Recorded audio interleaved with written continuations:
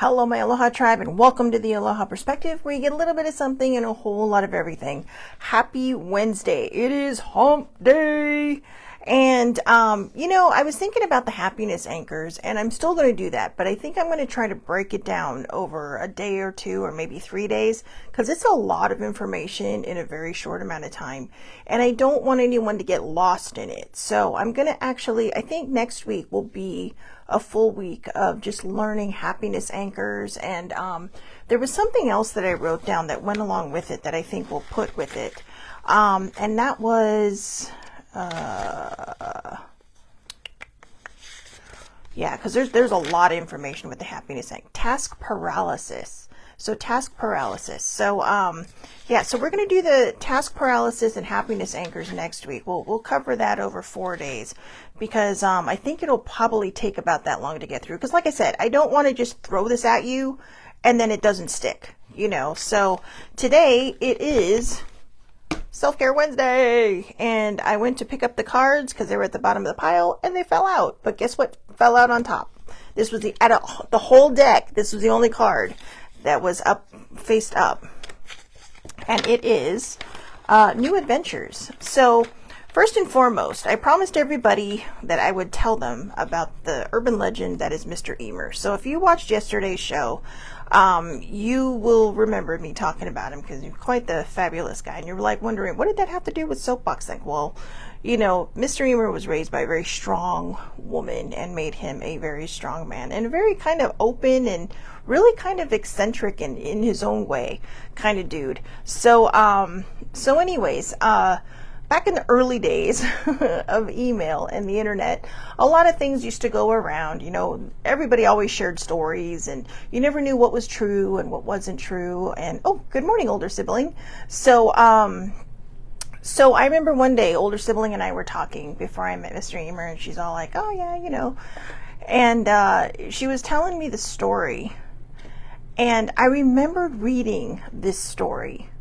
I remember reading the story. Somebody passed the email on to me, just be a kind person, just do this, that, and the other. Well, I don't know if any of you really remember this urban legend, but the urban legend turns out was Mr. Emer. And as the story goes, he was just kind of, so I told you a little bit about Mr. Emer, and he's since passed on, bless his heart, because he was just a wonderful, wonderful person. But he's with his wife now, and I know he really, really adored her. So, and he's with Gladys, who's probably telling him what to do. So anyway, she was a leader and a half. But anyways, I won't make it too long because I want to get through some of this stuff. Plus, I have something I want to share. But long story short, Mr. Emer was out walking his dogs. He loved black labs. Because you couldn't get a big enough dog, right? And he didn't just have one. He had several. So, and he used to just, go for a good walk, good for a good wander, And so he was wandering one day with his dogs, taking them out for a walk, and, was... I don't know for what reason, but for some reason he was dressed just in sweats. Okay, just in sweats. And, so he's walking, and, he just happens to see a Mercedes dealership, which is open. And so he's like, yeah, you know what, I'm going to pop in there. And all he wanted to do was look, right? He was just looking because they had some of the new models out. And, Mr. Emer, he had some money, but, it wasn't even about that. I mean, you would have, if you met him, you would have never known. Okay, you would have never known because he was just that down-to-earth kind of guy. But he didn't flaunt it, like some people do nowadays, But, there's a lot of people that don't. There's a lot of people with money that just kind of like, hey, you know what? Yeah, I have a nice house, but I'm just a normal person. But anyways, he walks in. And, of course, which astounds me. This astounds me, especially if you're a salesperson. All the senior salespeople were just kind of like, nope. And they're like, yeah, this guy's going to be a waste of our time. We don't want to mess with him. What if an actual customer comes in? What if a real customer comes in? So they send their newbie junior sales guy out. And the sales guy, he was very nice. But he wasn't stupid either. He knew what was happening. And here's the thing. Mr. Emer was a businessman. So he knew what was happening too. He's not dumb. And he also knows when he's being looked down upon, which is, I think, another reason why he really always chose not to look down on people. I mean, I am sure he could have a temper, but this was a very kind and giving man. And so, all of a sudden the agenda changed from window shopping to let's do this. Let's throw this at these guys, all right? So he told the kid, which I'm sure was a kid to him. He told the kid, because the guy comes up to him and says, how can I, can I help you? Can I show you anything? And, just being very polite, being very cordial, just being a salesperson, But he didn't treat him any differently, despite how he was dressed and the fact that he was dragging along like probably 1,000 dogs. All right. So I know, I think it was probably like 3 or 4, because Mr. Emer did have a lot. When I met him, he had like 3 dogs. But anyways, Mr. Emer said, yeah. He's all, you know what? I would like to buy this one, this one, this one, this one, and this one. And he points to 5 different Mercedes. And the guy's like, so, at this point, I think they're probably all figuring they're dealing with someone who doesn't have a lot of money. But come on, seriously? The guy had 3 black labs. Okay? Those dogs are not cheap to keep. But anyways, so, no one's really thinking in their right mind except this kid who's helping him. So, anyways, the young man says, well, okay, sir, how would you like to pay for this? And, and he's not really questioning, he's just asking, like you would normally, how would you like to pay for this? So Mr. Emer whips out his wallet and says, okay, here's the card for the president of Bank of America. I'm assuming it's the Bank of America that was in LA, because everybody has their own, corporate offices, right? And he's all, okay. He's all, well, this is his home number, is on the back. You can call him and and have him wire over the money, whatever it is that I owe you. And I, for one, would love to have seen the looks on all those senior salespeople's faces, because they sent the junior kid out, and I don't know what kind of commission a person makes when they sell a car, but you literally just sold. I mean, I would guess this was probably the 80s or 90s. So at minimum, each car was probably between $40,000 and $50,000. So, I mean, this guy literally just dropped like 200 grand to two and a half grand or 250 grand on these cars, depending on how much they were. And the kid said, okay. He called the bank. The bank said, okay. And he's all, okay, well, how would you, I don't know the rest of the story. I can't really remember that part, because that part is just kind of like, oh, And when I was reading this, I remember reading this when it was just sent to me as an email. This is before I met older sibling. And I thought, yeah, I said, you go, whoever you are. Because they just said a man who looked homeless. That's what the email said. A man who looked homeless. And it was the whole never judge a book by its cover thing, right? It was the whole never judge a book by its cover, because you don't know. Just because he's not walking in some, looking like James Bond, doesn't mean that he can't afford one of these cars. And chances are he was probably just going to buy one of these cars. Maybe he was looking for one for Mrs. Emer, but instead he bought one for himself, his wife, and his kids. And it was like, wow, you go, man, you go. So anyways, he did take delivery of the cars. And here's a fun little tidbit. When Laura and I went to Mr. Emer's memorial service, they did, it's customary nowadays for people to do slideshows, because we have the technology and everything. And they had a running slideshow, but then they had another slideshow that was going on during the service. And, Laura and I counted at least 3 of the 5 Mercedes, including the one he was driving, which was a convertible. And we just kind of whispered to each other. He's like, that had to be one of them. That had to be one of them, because the make and model fit that era. But anyways, that was the story I wanted to share, because it really is again, like I said, do not judge a book by its cover. You never know what someone's going through. You never know what, is lurking behind their mind. I mean, you could have, like I said, someone that walks in looking like James Bond, and they might be there and up to no good. So just never judge a book by its cover. Just take the person as who they are. not what they're wearing, not what they're driving, nothing else. Just, because I mean, I am sure that that day those guys probably learned a very heavy lesson, and that kid probably got to take the rest of the day off because he's like, boom, I just made some serious commission. I can pay my rent for the year now. So, and good for the kid too, because, I think if he had been an asshole, Mr. Reamer probably would have come back dressed, like a Pretty Woman moment, right? Dressed to the nines and going, yeah, I was going to buy a Mercedes from you people, but you suck. So bye. But no, the kid was very nice to him, and he's like, okay, yeah, you know what? I'm gonna make your day. All right. His own version of Clint Eastwood. I'm going to make your day. So, all right. So, anyways, let's get to these cards. The first one was New Adventures. New Adventures. So these are the mindful message. This is the mindful messages deck. And I just figured, hey, you know what? Let's just do some self-care because we haven't really done like official self-care lately. So, yeah, so I'm just going to shuffle this a couple times and then we'll just pull a couple from the top. And then I want to read what I found last night, because I thought it was pretty awesome. All right, so split the deck. Here we go. So New Adventures. Excuse me. Today I open myself up to new adventures. I go out and do something I've been holding back from. I move through the fear rather than let it control me. I trust my intuition and follow my desires. Now I know why I was supposed to read this card, because this is very similar as to what I'm going to share after I read the first couple of cards. So again, a new adventure doesn't mean you have to jump on a plane and go somewhere. New adventures could be, like, maybe you've been wanting to go to some place, but you don't want to do it alone. And you're like, I really don't want to do it by myself, but just do it anyway. I remember, the first time, I was talking to one of my very close friends, and she's like, oh yeah, I eat by myself all the time. Cause she worked graveyard hours. So she didn't really have a choice but to sometimes eat by herself. And so she's, oh yeah, I do it all the time. And I'm like, isn't it weird though? And she's all, no, not really. She's all, after a while, you just get used to it. And I said, don't people look at you? And then I thought about that. And it's like, why do we think people look at us? Because we're so busy looking at people eating by themselves, right? Right.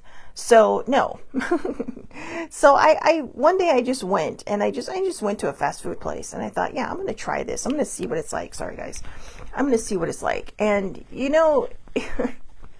it's kind of a cool feeling to do things by yourself.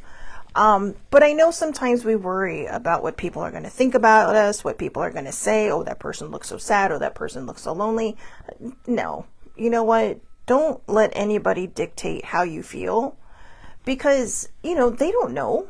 They don't know what you're going through. I mean, I used to, I would go to Del Taco near where I would get my nails done, because sometimes I would get there a little too early. And I'm like, yeah, you know what? I'm going to have a taco. And you'd see people sitting there just kind of looking over at you, like and not the people sitting there, but the people that walk in.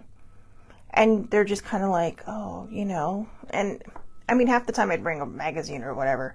But it's just like, that's why they have seats and tables there. You don't always have to have an entire entourage in order to do this stuff. Sometimes it can be fun by yourself. I mean, it is more fun when you have other people because you chit chat and all that other stuff. But, just go out there and have an adventure. Do something that you've been afraid to do that, you think will bring joy to your life. And then just do it. Feel the fear, give it a little home, and do it anyway. All right? So there you go. That came out of nowhere. I know that from somewhere. Anyways, I've probably talked about it before. I'm like, some of these are in cursive. It's like, what kind of writing is this? Commitment. Even though it does not look like it says commitment. Commitment, goals. And the top thing says goals. I am committed to my growth and dreams. I set routines and habits that help me evolve into my fullest potential. Even though I may not see the physical manifestation of my desires, I know they have vibrationally manifested and are on their way to me. And again, this points right to what I'm going to read you in a second. So again, I am committed to my growth and dreams. I set routines and habits that help me evolve into my fullest potential. Even though I may not see the physical manifestation of my desires, I know they have vibrationally manifested and are on their way to me. Trust and believe. Okay, trust and believe. Subconscious mind. I realized that subconscious beliefs or programs may be holding me back from my desires. For example, if I want money, I may have been told things growing up that I am subconsciously holding on to. So I go back to my past and release beliefs that no longer align, substituting them with ones that do. Like when they sit there, here's a favorite one I'm sure we've all heard as kids when we asked for money for either the movies or the ice cream guy going down the street. Money doesn't grow on trees. And it's like, but in a way it does, guys, because it's made out of paper. And guess what paper is made out of? Trees. So anyways, I know that's a stretch, but I think what this is trying to say straight up is that sometimes in order to move forward, no matter what it is, we have to deprogram all the negative stuff that has been filled into our heads for forever. Since we were kids, no, you can't do this. It's to this or that or the other. Or why do you want to do that? Because it's this, that, or the other. Or no, that's too expensive. Or no, we can't. Or this, that, there's so much no, no, no, no, no's that we forget that the word yes exists. So, you know what? I'm going to see what this next one is. All right. I'm going to stop with those three because those are the three that I think are meant to guide us right into what I wrote down yesterday and wanted to talk about. So I even have my little Mr. Emer story. I saw this meme the other day, and I'll put it in the comments like I did with the one yesterday. And it kind of blew my mind because it is so true. It is so on point, and it really kind of goes with, having a new adventure. Just, when you release these limiting thoughts, you are able to commit yourself to goals so that you can manifest all the things you want and go and have these big adventures. But here's the thing. These don't have to go in that order. They can go in any order you want. You can set the goals to release these, limiting thoughts and have these adventures at the same time. Or you may go on an adventure, set these goals, and release these limiting beliefs. There is no right or wrong way to do any of these. It's all about change. It's all about accepting that, life can lead you down different paths and to be able to go with the flow in that change, to be able to just kind of, instead of buckling down and embracing for the worst, you can just kind of, open up, let yourself be like a little feather, like that little feather in Forrest Gump, the one that kept floating everywhere, right? In and out of his life. But like I said, there is no set path when it comes to these. The whole point is to let go of limiting beliefs. That's the biggest part, is reprogramming the subconscious mind. It's saying, hey, you know what? I don't want to believe all this stuff that felt limiting because it's not true. I have made things happen without even realizing it. It's like, how did I do that? You did it because you were open. You did it because you believed. You did it because you trusted. And in order to trust our path, we have to be able to open up and just allow the path to happen. We can't control the path. Think of it as being on a train, right? You're not the conductor. You're not the engineer. You are the person riding the train. You know where it's going to stop. So, in a way, you're sort of in control of that, right? Because you know where it's going to stop. But what you're really in control of is, hey, you know what? I have a ticket that's meant to go all the way up here, but, maybe I want to stop here. And then I'll just buy a ticket and go back the other day. You have choices. You don't have to stay on that train all the way to your destination. You can choose to have adventures. You can choose, in your own, metaphorical train in your mind. We're always waiting for the journey, but the end isn't what the journey is about. It's about enjoying the view. It's about understanding and seeing everything. Oh my gosh, that's so funny. All of a sudden, everybody's messages are coming through. Good morning, everybody. Hi, Allie. Hi, Sammy. I already said hello to older sibling. Wow, that is weird. So I came on a little late because I had some technical difficulties, and they weren't just me. It was technology. Technology was doing its thing. So now all of a sudden it rebuffered, and then poof, everybody's things came in. Yeah, Laura, an older sibling, he had a wicked temper. I am sure he did. I never saw it. And thank goodness. Although, probably would have gotten me in trouble so many times, because I don't mean to, but sometimes I tend to bite back when I get bitten. So, but anyways, the whole point of this, maybe the train isn't the best metaphor, but we are on basically a train of life, and we're always shooting for that, point from point A to point B. But what if point A was birth and point B was the end? I mean, the end. Do you want to go from A to B without experiencing everything in the middle? No. You want to be able to enjoy life. You want to be able to figure things out so that, you can spend your years, not even just your golden years, but just your years in general. I don't care if you were 15 or 56, okay? Or even older. The point is, sometimes we miss the journey because we're so focused on what we think is at the other end. And just, instead of looking at it as being I need to get from point A to point B, think of point A and point B as the beginning and the end. From womb to tomb, kids, from womb to tomb. And then focus on the journey in the middle. We're not put on this planet to show how perfect we can be. We're put on this planet to show how resilient we are, how we can bounce back during the bad things, how we can, embrace everything around us. And I'm learning this too. I'm not perfect, okay? I'm not even close. In fact, I don't even strive for that anymore. I used to.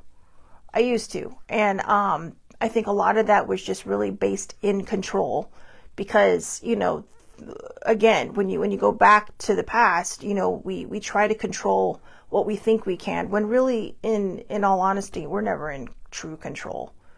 There are certain things we can control, but for the most part, when it comes to our path unfolding in front of us, and when it comes to our journey, we're never really truly in control. And once we start to understand that, we start to realize, hey, you know what? I don't have to keep walking this straight line. I can walk in any direction I want. So why am I not doing this? So this is what I saw yesterday. The most important spiritual growth doesn't happen when you're meditating or on the yoga mat. It happens in the midst of conflict, when you're frustrated, angry, or scared, and you're doing the same old thing, and then you suddenly realize that you have a choice to do it differently. So I'm going to read that again. The most important spiritual growth doesn't happen when you're meditating or on the yoga mat. I mean, okay, look, it can, all right? Let's just put it out there. This can happen. You may have an epiphany. My best epiphanies, and my brain works the best in the shower. I don't know why, it just does. But anyways, the most important spiritual growth doesn't happen when you're meditating or on the yoga mat. It happens in the midst of conflict. When you're frustrated, angry, or scared, and you're doing the same old thing, basically over and over and over again, and then you suddenly realize that you have a choice to do it differently. That is the one thing you are in control of. You get to decide if you want to keep going down the same path or if you want to change it.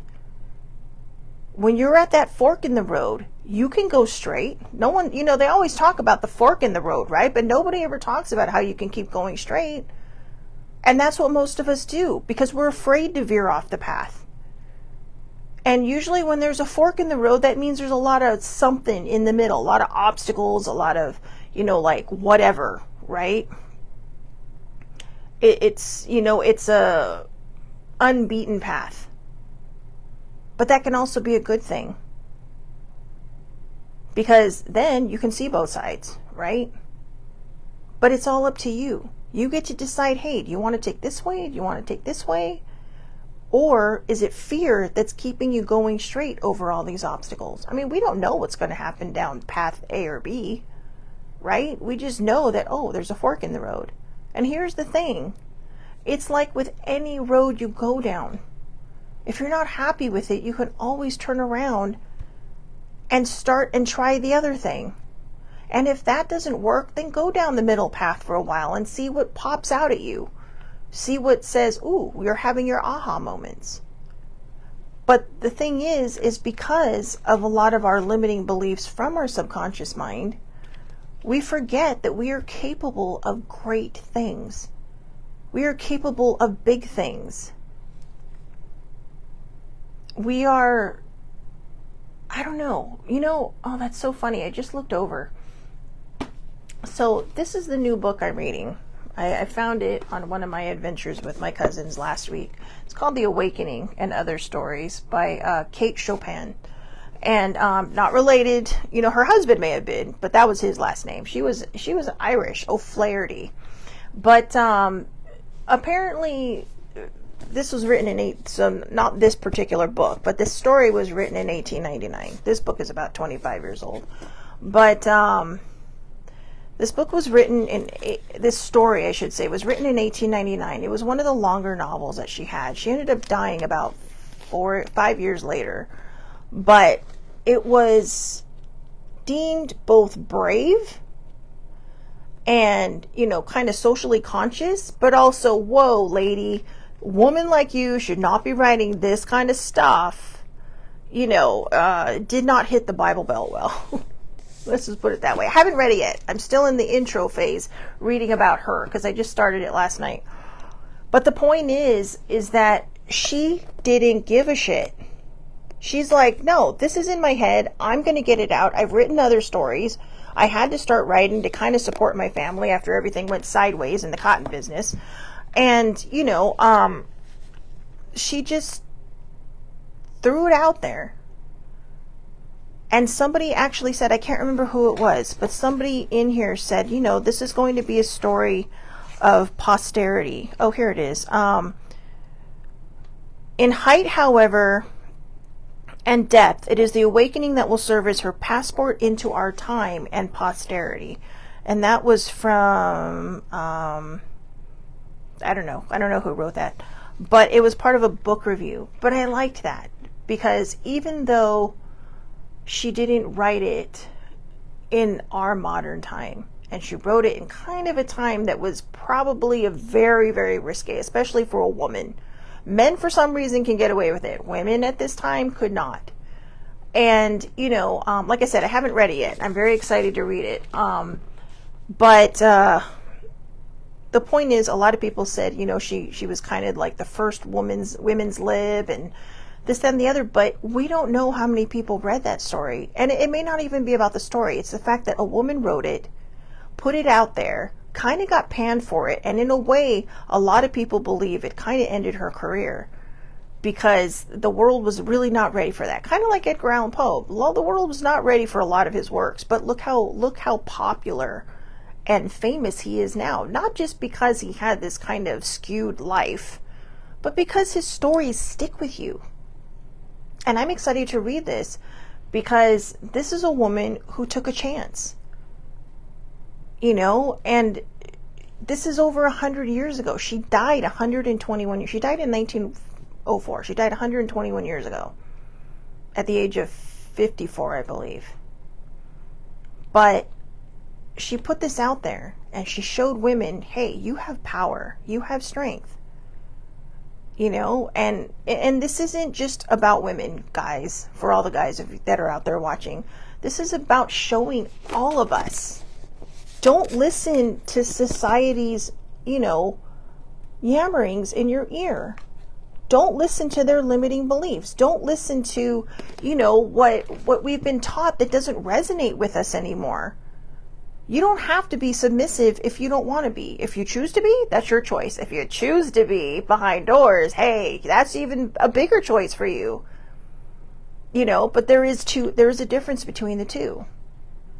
Because when people walk out that door, they're equal again. But in a lot of cases, people are put down. People are made to feel less than. People are lowered because someone needs to feel bigger than them, needs to feel better than them. And a lot of times that's where this subconscious programming comes from. We feel threatened by people coming in because, maybe we're too lazy to do the jobs that they're willing to do. We feel threatened by, that new kid starting at the company because maybe they're more ambitious than you might be. Or maybe you feel like, oh gosh, I'm getting older. So, what's going to happen to me? Are they trying to replace me? When it could be nothing of the like. Go out there, be yourself, do your thing, and do it to the best of your abilities.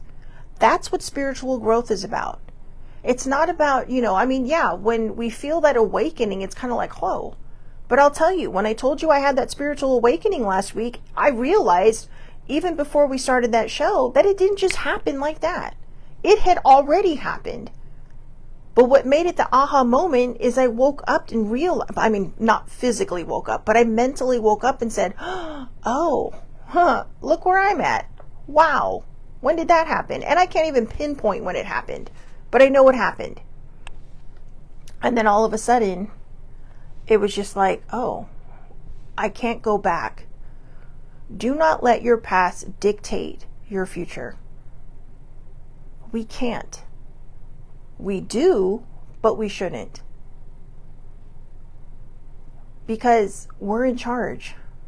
We may not be in control of 100% of everything that happens on our journey, but we are in control of how we react to it. We are in control of how we move through the obstacles, how we hurdle those obstacles, how we move through the good things. We are in charge of whether or not we choose to move or not. Do we want to grow? Do we want to feel that, that elation that comes with just letting go and trusting? Trusting is, I've told you this before, trusting is very hard for me, but I'm getting better at it and I'm learning.